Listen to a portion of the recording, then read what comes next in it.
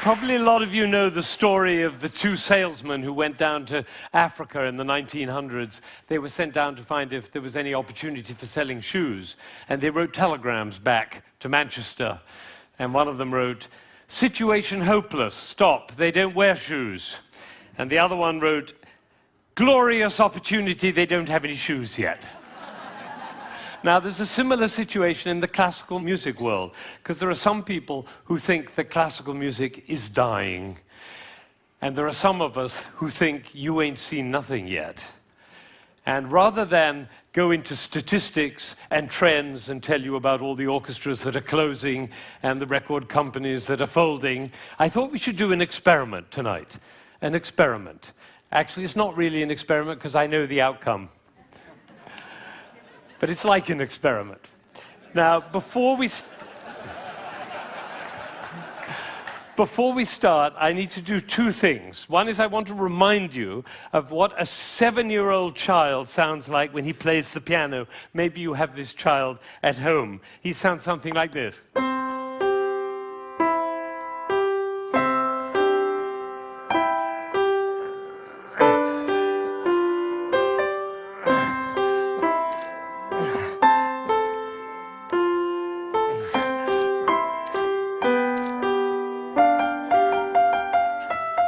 I see some of you recognize this child.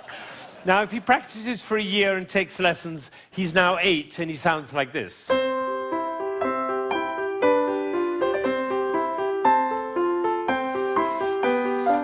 then he practices for another year and takes lessons, now he's 9.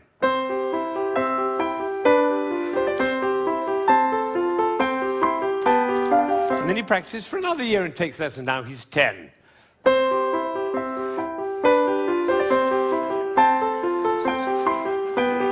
At that point, they usually give up. Now, if you'd waited for one more year, you would have heard this.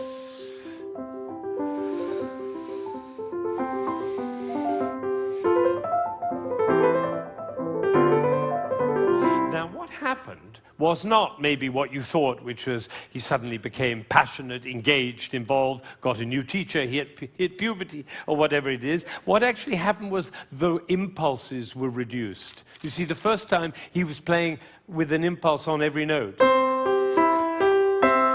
And the second, with an impulse every other note. You can see it by looking at my head. The 9-year-old put an impulse on every 4 notes. And the 10-year-old on every 8 notes. And the 11-year-old, one impulse on the whole phrase. I don't know how I got into this position. I didn't say I'm going to move my shoulder over, move my body. No, the music pushed me over, which is why I call it one buttock playing. Can be the other buttock.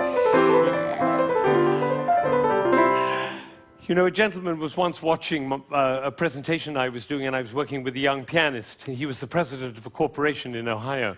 And I was working with this young pianist, and I said, the trouble with you is you're a 2-buttock player. You should be a 1-buttock player. And I moved his body like that while he was playing. Suddenly the music took off. Took flight. There was a gasp in the audience when they heard the difference. And then I got a letter from this gentleman. He said, I was so moved, I went back and I transformed my entire company into a 1-buttock company. Now, the other thing I want to do is to tell you about you. There are 1,600 people, I believe. My estimation is that probably 45 of you are absolutely passionate about classical music. You adore classical music. Your FM is always on that classical dial, and you have CDs in your car, and you go to the symphony, and your children are playing instruments. You can't imagine your life without classical music. That's the first group. It's quite a small group. Then there's another group, bigger group. These are the people who don't mind classical music. You know, you come home from a long day and you take a glass of wine and you put your feet up, a little Vivaldi in the background doesn't do any harm. Right? That's the second group. Now comes the third group. These are the people who never listen to classical music. It's just simply not part of your life. You might hear it like secondhand smoke at the airport, but and maybe a little bit of a march from Aida when you come into the hall, but otherwise you never hear it. That's probably the largest group of all.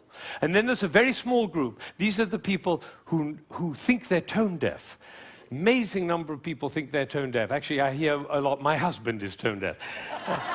Actually, you cannot be tone deaf. Nobody is tone deaf. If you were tone deaf, you couldn't change the gears on your car, in a stick-shift car. You couldn't tell the difference between somebody from Texas and somebody from Rome. And the telephone. If your mother calls on their miserable telephone, she calls and says hello. You not only know who it is, you know what mood she's in. You have a fantastic ear. Everybody has a fantastic ear. So nobody is tone deaf.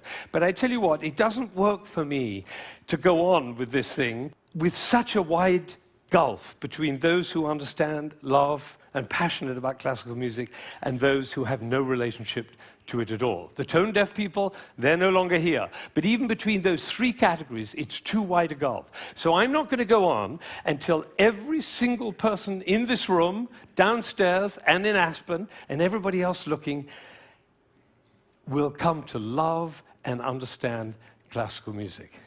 So that's what we're going to do. Now, you notice that there is not the slightest doubt in my mind that this is going to work, if you look at my face, right? It's one of the characteristics of a leader that he not doubt for one moment the capacity of the people he's leading to realize whatever he's dreaming. Imagine if Martin Luther King had said, "I have a dream!" Of course, I'm not sure they'll be up to it. All right, so I'm going to take a piece of Chopin. This is a beautiful prelude by Chopin. Some of you will know it.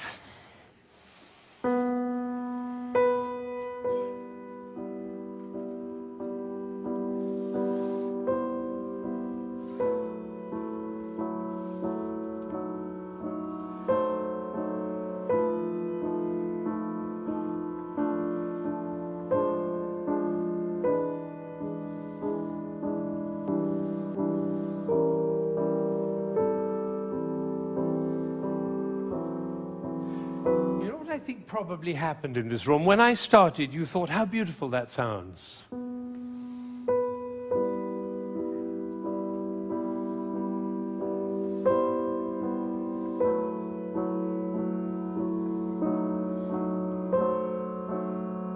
I don't think we should go to the same place for our summer holidays next year. It's funny, isn't it?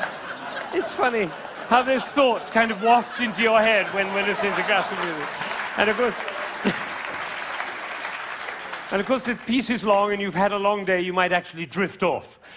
And then your companion will dig you in the ribs and say, "Wake up, it's culture!" And then you feel even worse.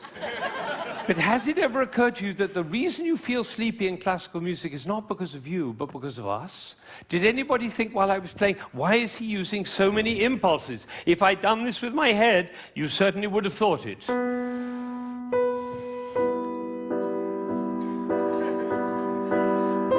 for the rest of your life, every time you hear classical music, you'll always be able to know if you hear those impulses. So let's see what's really going on here. We have a B. This is a B. The next note is a C. And the job of the C is to make the B sad. And it does, doesn't it? Composers know that. If they want sad music, they just play those two notes.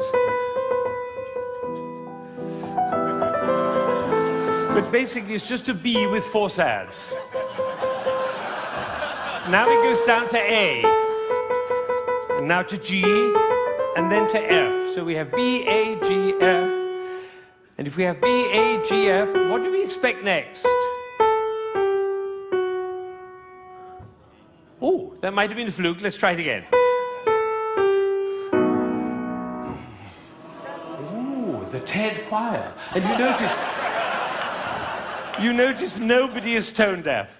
Is that right? Nobody's, you know, every village in Bangladesh and every hamlet in China, everybody knows. Da, da, da, da, da. Everybody knows who's expecting that E. Now, Chopin didn't want to reach the E there because what will have happened? It'll be over, like Hamlet. Do you remember Hamlet, Act 1, Scene 3? He finds out that his uncle killed his father. You remember he keeps on going up to his uncle and almost killing him.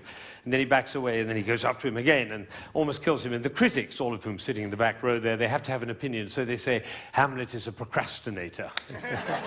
Or they say, Hamlet has an Oedipus complex. No, otherwise the play would be over, stupid. That's why Shakespeare puts all that stuff in Hamlet, you know, Ophelia going mad and the play within the play and Yorick's skull and the gravediggers. That's in order to delay until Act 5 he can kill him. It's the same with the Chopin. He's just about to reach the E and he says, oops, better go back up and do it again. So he does it again. Now he gets excited. That's excitement, you don't have to worry about it. Now he gets to F sharp and finally he goes down to E. But it's the wrong chord, because the chord he's looking for is this one. Right? And instead he does. Now we call that a deceptive cadence, because it deceives us. I always tell my students, if you have a deceptive cadence, be sure to raise your eyebrows, then everybody will know.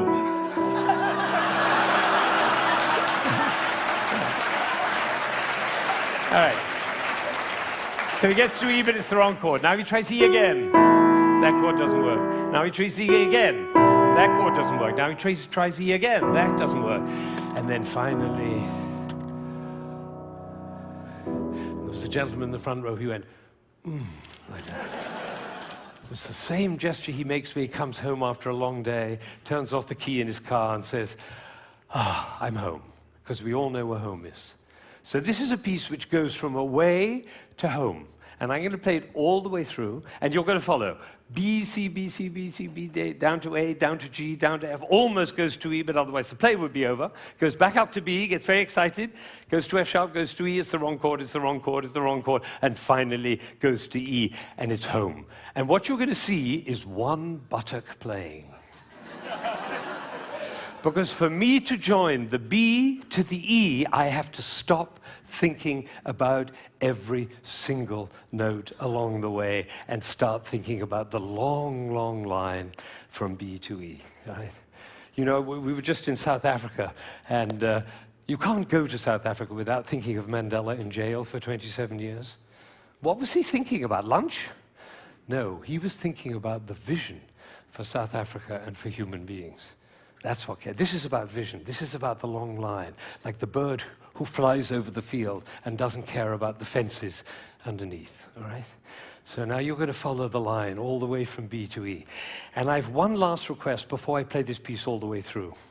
Would you think of somebody who you adore who's no longer there? A beloved grandmother, a lover, somebody in your life who you love with all your heart, but that person is no longer with you. Bring that person into your mind, and at the same time, follow the line all the way from B to E, and you'll hear everything that Chopin had to say.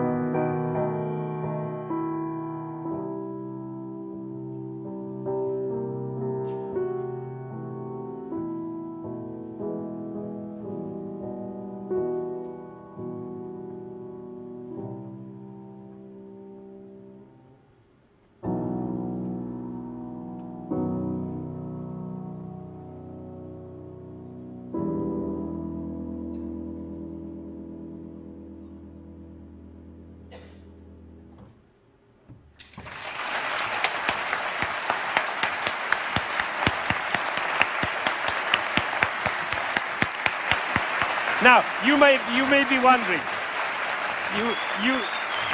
you may be wondering, why I'm clapping. Well, I did this at a school in Boston with about 70 seventh graders, 12-year-olds. And I did exactly what I did with you, and I told them and explained them the whole thing. And at the end, they went crazy, clapping. They were clapping, I was clapping, they were clapping. Finally, I said, why am I clapping? And one of these little kids said, because we were listening. Think of it, 1,600 people, busy people, involved in all sorts of different things, listening, understanding, and being moved by a piece by Chopin. Now, that is something. Now, am I sure that every single person followed that, understood it, was moved by it? Of course I can't be sure, but I tell you what happened to me. I was in Ireland during the Troubles 10 years ago, and I was working with some Catholic and Protestant kids on conflict resolution, and I did this with them. Risky thing to do, because they were street kids. And one of them came to me the next morning, and he said, you know, I've never listened to classical music in my life, but when you played that shopping piece, he said, my brother was shot last year, and I didn't cry for him. But last night, when you played that piece, he was the one I was thinking about. And I felt the tears streaming down my face, and you know, it felt really good to cry for my brother. So I made up my mind at that moment that classical music is for everybody. Everybody. Now, how would you walk? Because you know my profession, the music profession, doesn't see it that way. They say 3% of the population likes classical music. If only we could move it to 4%, our problems would be over. I say, how would you walk? How would you talk? How would you be if you thought 3% of the population likes classical music? If only we could move it to 4%. How would you walk? How would you talk? How would you be if you thought everybody loves classical music? They just haven't found out about it yet. See, these are totally different worlds. Now, I had an amazing experience. I was 45 years old. I'd been conducting for 20 years, and I suddenly had a realization. The conductor of an orchestra doesn't make a sound. My picture appears on the front of the CD. But the conductor doesn't make a sound. He depends for his power on his ability to make other people powerful. And that changed everything for me. It was totally life-changing. People in my orchestra came up to me and said, Ben, what happened? That's what happened. I realized my job was to awaken possibility in other people. And of course, I wanted to know whether I was doing that. And you know how you find out? You look at their eyes. If their eyes are shining, you know you're doing it. You could light up a village with this guy's eyes. Right, so if the eyes are shining, you know you're doing it. If the eyes are not shining, you get to ask a question. And this is the question. Who am I being that my player's eyes are not shining? We can do that with our children too. Who am I being that my children's eyes are not shining? That's a totally different world. Now, we're all about to end this magical on the mountain week, and we're going back into the world. And I say it's appropriate for us to ask the question, who are we being as we go back out into the world? And you know, I have a definition of success. For me, it's very simple. It's not about wealth and fame and power. It's about how many shining eyes I have around me. So now I have one last thought, which is that it really makes a difference what we say, the words that come out of our mouth. I learned this from a woman who survived Auschwitz, one of the rare survivors. She went to Auschwitz when she was 15 years old, and her brother was 8, and the parents were lost. And she told me this. She said, we were in the train going to Auschwitz, and I looked down and I saw my brother's shoes were missing. And I said, why are you so stupid? Can't you keep your things together, for goodness sake? The way an elder sister might speak to a younger brother. Unfortunately, it was the last thing she ever said to him, because she never saw him again. He did not survive. And so when she came out of Auschwitz, she made a vow. She told me this. She said, I walked out of Auschwitz into life, and I made a vow. And the vow was, I will never say anything that couldn't stand as the last thing I ever say. Now, can we do that? No, and we'll make ourselves wrong and others wrong. But it is a possibility to live into. Thank you.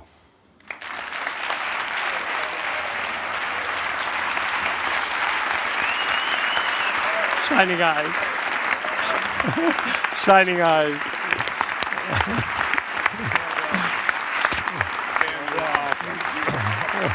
Thank you. Thank you.